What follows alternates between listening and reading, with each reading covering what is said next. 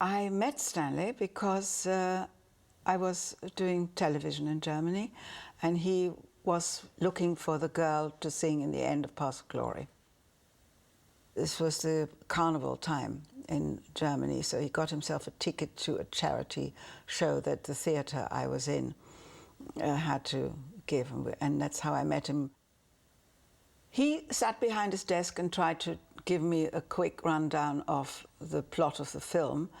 My English was rather limited, and he could see that my eyes had that blank, yes, I understand you, school look.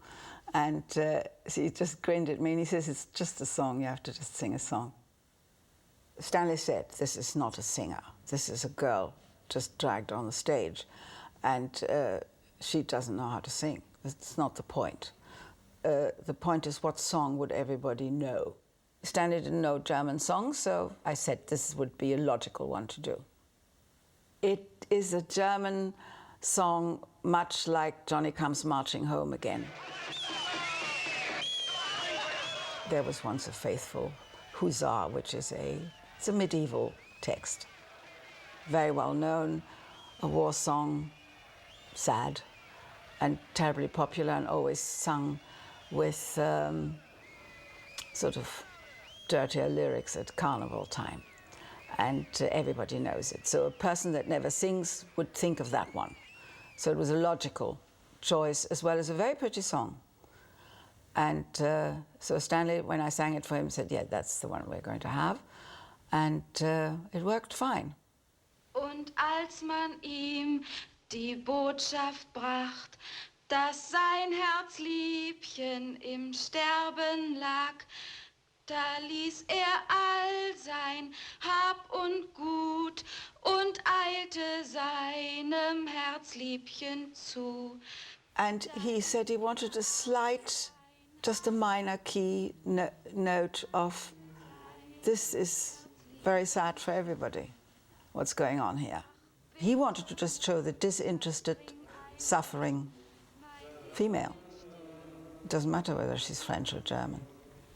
She doesn't get treated well.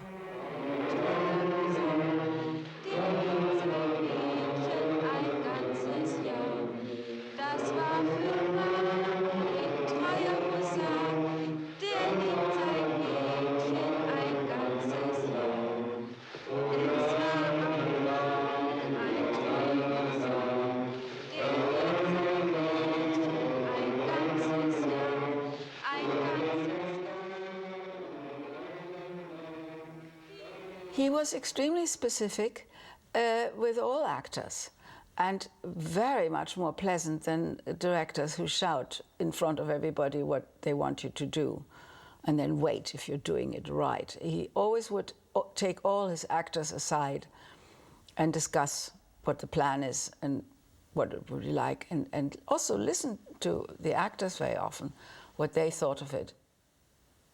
He was extremely experimental also.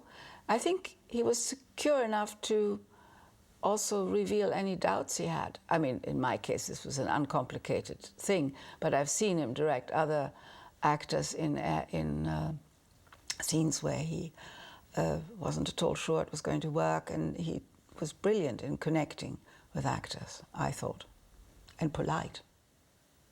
Oh, I've never understood the particular accusation that he is unemotional and cold in his films. I think all his stories, if you look hard, if you look, it's all there. He's very often a person in pain. This is what's going on, and I don't like it. And I think he delivers it as clear as he can, and as pictorial as he can, because he felt very much that music and pictures was still better than dialogue. Although his dialogue, he wanted that to be good and to the point, but he was very lyrical, actually, in his approach. And I don't understand why people find some of his films too intellectual, too dry, to this, to that. Path of Glory has no sensational things in it, really. I mean, it has the great ditches and the misery in it, but it isn't shot for the cruelty of war. It is shot for the cruelty of picking a few victims to glitter with your vanity. and to be a successful career officer. It's really vicious what's going on there. And it's the truth. I think his work is emotionally and intellectually pure. It's not kind of messed up with the fashion of the day. And the,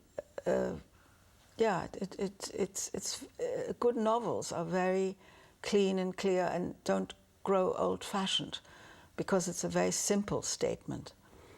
And it's delivered in the cleanest form you can think of. Afterwards, I had already become a painter. I'd always wanted to be one. And I used, because I come from a theatrical family, the work in films as my money to be able to paint.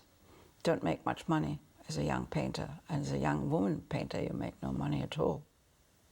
So this was my way of feeding myself, acting. And I'd done that since I was a child. And so the minute I arrived in America, I just painted. And I was only part of the films in as far as he liked to hang my paintings on the wall. And he used his household very often as props on the film, especially the last one. So, yeah, I didn't want to be in films anymore.